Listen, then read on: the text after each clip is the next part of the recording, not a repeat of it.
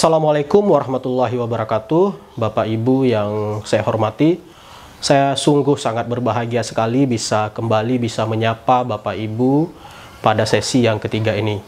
Pada sesi yang ketiga ini tentu kita akan membahas ataupun memaknai bentuk dan sikap dasar senam.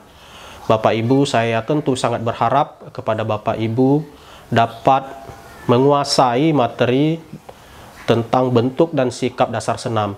Dan tentunya Bapak Ibu agar dapat mempersiapkan untuk melakukan tugas praktik 1.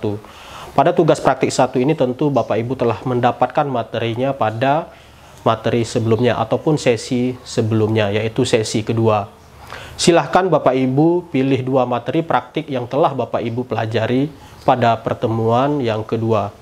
Bapak Ibu yang saya hormati, untuk lebih lengkap terkait tugas yang diberikan, Bapak Ibu dapat membacanya di LMS. Bapak Ibu, demikian yang dapat saya sampaikan. Semoga kita bisa kembali bertemu pada sesi yang keempat. Saya akhiri. Assalamualaikum warahmatullahi wabarakatuh.